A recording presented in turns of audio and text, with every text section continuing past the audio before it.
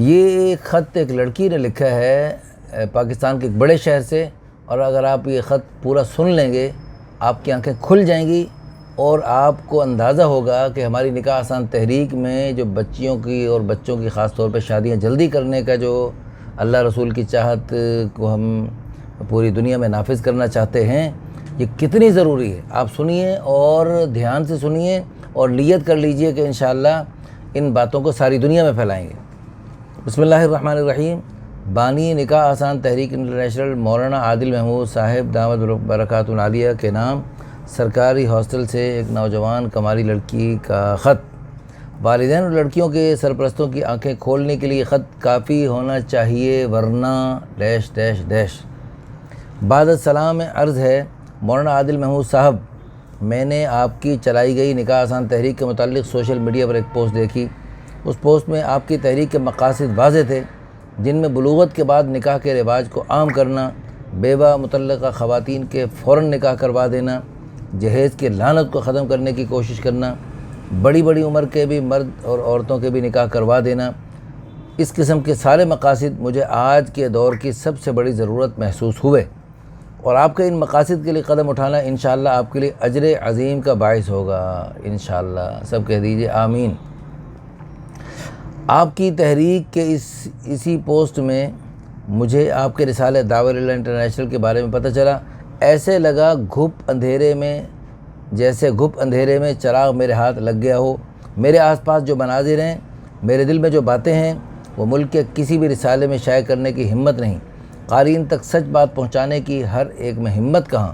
آپ کے رسالے کے چند مضامین اور مختلف مسائل پر لوگوں کے خطوط پڑھ کر میری ہمت بندھی، اور مجھے یقین ہو گیا کہ آپ کے توسط سے ہی یہ باتیں جو ہمارے معاشرے کا بدترین ناسور بن چکی ہیں، اور یہ دنیا تک پہنچانے کا ذریعہ صرف اور صرف آپ کا جاری کردہ رسالہ الدعوۃ الی اللہ انٹرنیشنل ہی ہے۔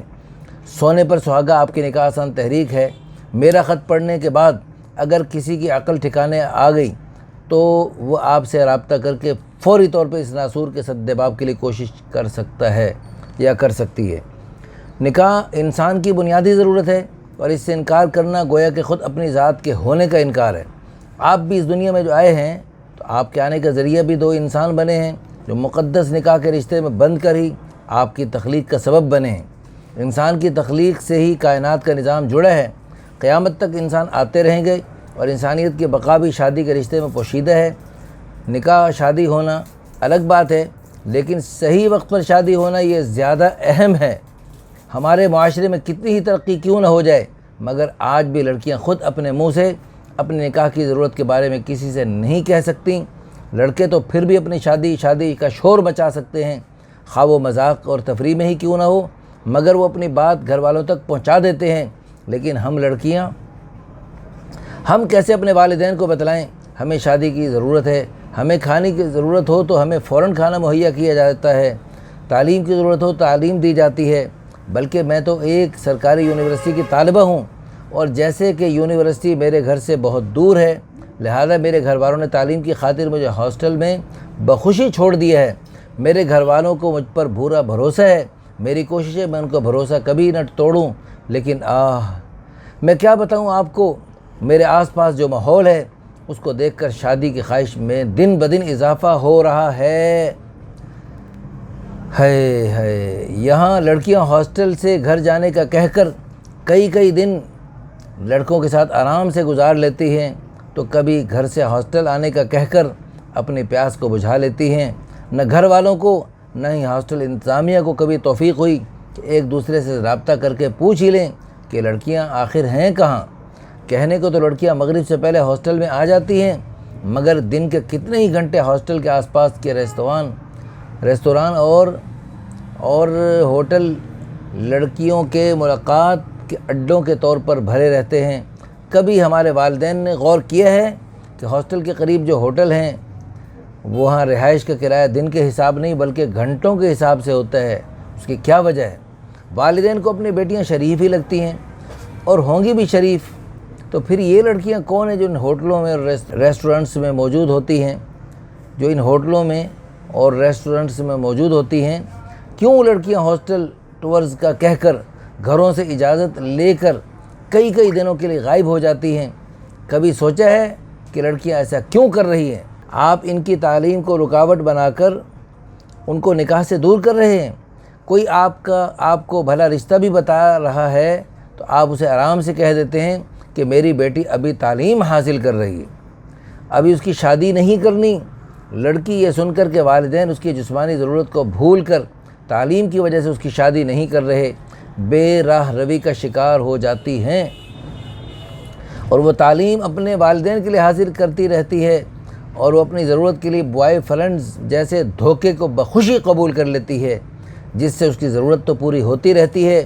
لڑکے بھی لڑکیوں کو ٹائم پاس سمجھ کر ان پر خوب پیسہ اڑاتے ہیں، اور دونوں کے لیے یہ رشتے بڑے سکون کا باعث ہوتا ہے۔ وجہ یہ ہوتی ہے کہ شادی کے بعد کی پابندیاں اس رشتے میں نہیں ہوتی۔ لڑکا اپنی مرضی سے خرچہ کرتا ہے، جب چاہے خرچہ کرے اور جب چاہے نہ کرے۔ لڑکی کے اوپر بھی لڑکے کی کوئی ذمہ داری نہیں ہوتی۔ چند گھنٹے کے لیے دونوں ملاقات کریں، پیار محبت کی باتیں، ایک دوسرے کی ضرورت پوری کر کے پھر اپنی اپنی راہ لیں۔ جب گناہ اس قدر آسان ہو جائے تو کون بھلا نکاح کرے؟ کون اپنے سر پر بیوی یا شوہر جیسی سخت ذمہ داری کو مسلط کرے؟ جب ایسا ہوگا تو نکاح جیسا پاکیزہ بندھن تو بوجھ ہی لگے گا، اور کیوں نہ لگے جب اپنی خواہشات آسانی سے دسترس میں آ جائیں تو مشکلات کون اٹھائے؟ حرام آسان ہو جائے تو حلال کام کرتے ہوئے جان ہی جاتی ہے۔ اس سبب میں قصوروار کون ہے؟ لڑکیاں، لڑکے، ماحول، والدین۔ آپ مجھے ایک بات بتائیں، ہماری ہر چیز کو اہمیت دینے والے والدین ہماری زندگی کی بنیادی ضرورت نکاح کو کیسے فراموش کر دیتے ہیں؟ کیوں وہ نکاح میں تاخیر کرتے ہیں؟ کیا انہیں علم نہیں؟ کسی لڑکی کو نکاح کی ضرورت اسی طرح ہوتی ہے جیسے کھانے کی ضرورت ہوتی ہے اور پینے کی ضرورت ہوتی ہے۔ کیوں وہ اس بات سے نہیں ڈرتے کہ نکاح میں تاخیر کے دوران لڑکی سے جو گناہ ہوں گے وہ ان کے کھاتے میں جائیں گے، والدین کے کھاتے میں جائیں گے؟ سڑک پر، ٹی وی پر، کسی ریسٹورنٹس میں یا کہیں بھی اچانک سے لڑکے لڑکی کی قربت کا کوئی منظر آپ کی اولاد کو گناہ بے لذت میں مبتلا کر سکتا ہے۔ اگر آپ یہ سوچیں کہ آپ کی اولاد نیک ہے اور اسے دین کی سمجھ ہے، وہ کیوں گناہ میں مبتلا ہوگی؟ تو یہ آپ کی غلط فہمی ہے۔ نیک انسان کو کیا بھوک نہیں لگتی؟ جیسے پیٹ کی بھوک ہوتی ہے ویسے جسم کی بھی بھوک ہوتی ہے، جو دینداروں کو بھی لگتی ہے، اللہ والوں کو بھی لگتی ہے۔ البتہ یہ ہے وہ اس بھوک کو قابو پانے کی کوشش کرتے رہتے ہیں، مگر اس خواہش کو ختم کرنا کسی کے بس میں نہیں۔ اس بھوک کا واحد حل پاکیزہ بندھن میں بندھ جانا ہی ہے۔ پکی بات ہے، بالکل سچی بات۔ خدا را آپ میرے اس خط کو ضرور شائع کیجئے۔ والدین کو شاید احساس ہو جائے کہ وہ اپنی لاپرواہی کے سبب اپنی اولاد کی دنیا اور آخرت تباہ کر رہے ہیں۔ دنیا دار طبقے کو آخرت کی فکر نہ بھی ہو تو اپنی اولاد کی صحت کی ہی فکر کر لیں۔ ہاں، حرام سے ان کے جسم خراب ہو رہے ہیں، ان کی صحت تباہ ہو رہی ہے۔ ممکن ہے جلد آپ کی اولادوں کو کوئی موذی مرض اپنی لپیٹ میں لے لے اور آپ وجہ ہی نہ سمجھ پائیں۔ آپ آنکھیں کھول لیں قبل اس کے کہ ہم پر بھی آسمان سے پتھروں کی بارش ہو۔ مولانا صاحب، آپ اپنی تحریک کو مزید فروغ دیں، لڑکیوں کو بھی کہیں کہ وہ خود بھی آپ سے رابطہ کریں تاکہ ان کے نکاح کروائے جا سکیں۔ اپنے منہ سے نکاح کا کہنا برا لگتا ہے اور گناہ، اس میں ہمیں جھجک محسوس نہیں ہوتی، کیونکہ گناہ چھپ کر ہوتا ہے، کسی کو پتہ نہیں چلتا، تو کوئی کیوں لعنت ملامت کرے گا؟ مگر نکاح کی بات کریں گے تو غیر تو چھوڑیں، اپنے بھی ہمیں تانے مار مار کر رسوا کر دیں گے۔ اپنے رسالے کے توسط سے سوشل میڈیا پر ہر جگہ اپنی تحریک کا خوب چرچا کیجئے، نکاح کے فوائد و برکات لوگوں کو خوب بتلائیے تاکہ گناہ مشکل ہو جائے۔ اللہ نے آپ کو اس کام کے لیے چنا ہے، الحمدللہ ثم الحمدللہ۔ اللہ نے آپ کو اس کام کے لیے چنا ہے۔ میں نے اس خط کے ذریعے آپ کے نیک مقصد میں حصہ ڈالنا چاہا ہے۔ میں خود بھی نکاح کرنا چاہتی ہوں، بلکہ آپ کی تحریک کے توسط سے ہی نکاح کرنا چاہتی ہوں۔ اس بارے میں جلد اپنے گھر والوں سے ہمت کر کے بات کروں گی۔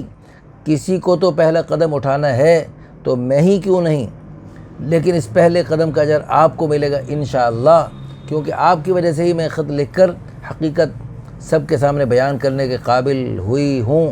جزاکم اللہ خیراً کثیرا۔ فقط ایک مسلمان لڑکی جو حلال کو عام کرنا چاہتی ہے۔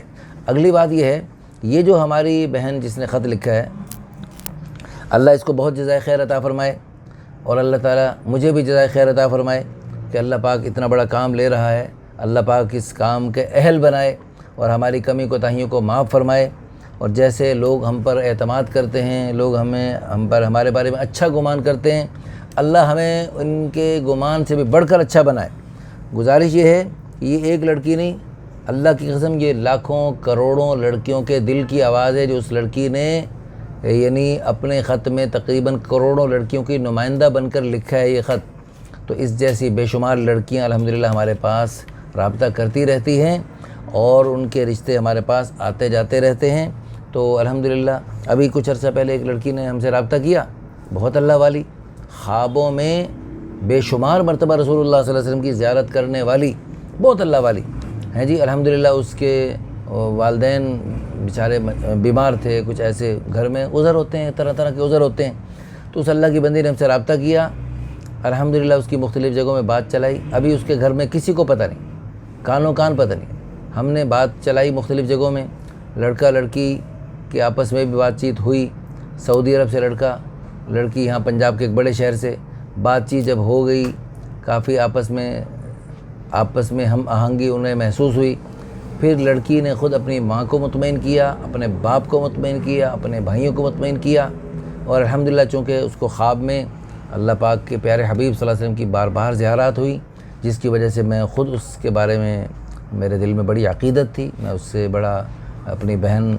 سمجھتا ہوں، اس سے الحمدللہ میں پھر خود نکاح پڑھانے کے لیے ان کے ہاں گیا اور نکاح پڑھایا الحمدللہ اللہ تعالیٰ کے فضل و کرم سے۔ تو کہنے کا مقصد یہ ہے کہ یہ نہیں، اس مراحل میں نے تو آپ کو 1 منٹ میں یہ کہانی سنا دی، لیکن اس کا حقیقت اور عملی جامہ پہنانے میں ہمیں بہت سارا وقت لگا، اور ہمیں یعنی کئی مہینے لگے، تب جا کے یہ کام فائنل ہوا۔ اللہ پاک آپ سب کو بہت جزائے خیر عطا فرمائے، اور اس لڑکی کے اس درد دل کو پوری دنیا میں شیئر کر دیں۔ اللہ پاک اس لڑکی کو بھی اچھا رشتہ عطا فرمائے، اور ان جیسی لاکھوں کروڑوں لڑکیاں سب کے سب نکاح کے حسین بندھن میں بندھ جائیں۔ آپ اس کو جتنا زیادہ شیئر کریں گے، آپ کو بہت اجر و ثواب ملے گا۔ اللہ پاک آپ کو بہت جزائے خیر عطا فرمائے۔ اللہ اللہ اللہ